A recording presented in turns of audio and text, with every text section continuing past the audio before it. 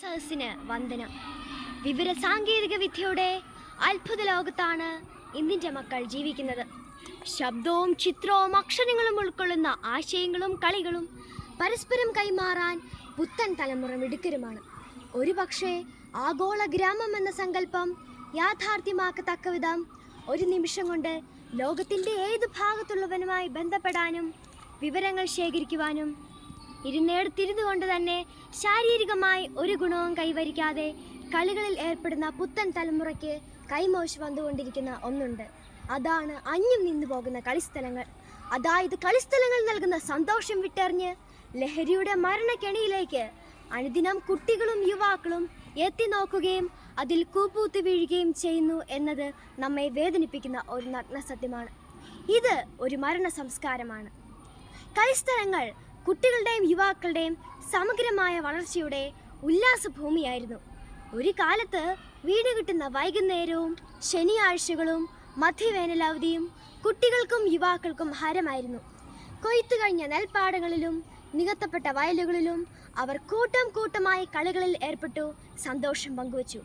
പക്ഷേ ഇന്ന് നാം കണ്ടുമുട്ടുന്നത് ശൂന്യമായ കളിസ്ഥലങ്ങളും പണം കൊടുത്തു വാങ്ങുന്ന പരിചയങ്ങളും കളികളും കളിക്കാരെയുമാണ്. ഇവിടെ എവിടെയാണ് യുവതലമുറയ്ക്ക് വളർച്ചയുണ്ടാകുന്നത്? കളിസ്ഥലങ്ങൾ മനുഷ്യനെ വളർത്തിയിട്ടേ ഉള്ളൂ, എന്നാൽ ലഹരി വസ്തുക്കളുടെ ഉപയോഗം മനുഷ്യനെ തളർത്തിയിട്ടേ ഉള്ളൂ എന്നതിന് ചരിത്രം സാക്ഷിയാണ്. എല്ലാവർക്കും ഈ അറിവുണ്ട്, പക്ഷേ തിരിച്ചറിവുണ്ടോ എന്ന് നമ്മൾ സംശയിക്കേണ്ടിയിരിക്കുന്നു. എന്താണ് ലഹരി?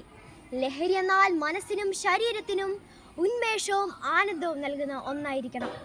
ഇവിടെയാണ് കുട്ടികളെയും യുവാക്കളെയും കളിസ്ഥലങ്ങളിലേക്ക് തിരിച്ചു കൊണ്ടുവരേണ്ടതിൻ്റെ ആവശ്യകത അനിവാര്യമായിരിക്കുന്നത്. 1987 ജൂൺ 26 മുതൽ നാം ലഹരി വിരുദ്ധ ദിനം ആചരിക്കുന്നു. എന്നിട്ടും ലഹരിയുടെ ഉപയോഗം കൂടുന്നതല്ലാതെ കുറയുന്നതായി നാം കണ്ടുവരുന്നില്ല. ലഹരി കേവലം ഒരു വ്യക്തിയുടെ മാത്രം പ്രശ്നമല്ല. അത് കുടുംബ ബന്ധങ്ങളെ തകർക്കുകയും സമൂഹത്തിൻ്റെ കെട്ടുറപ്പിനെ ഇല്ലാതാക്കുകയും രാജ്യത്തിൻ്റെ പുരോഗതിയെ പിന്നോട്ട് വലിക്കുകയും ചെയ്യുന്ന ഒരു മഹാവിപത്താണ്. ലഹരിക്ക് അടിമപ്പെട്ടാൽ ശാരീരിക മാനസിക പ്രശ്നങ്ങൾ ഉണ്ടാകും. പഠനത്തിൽ തൊഴിലിൽ താല്പര്യം കുറയും.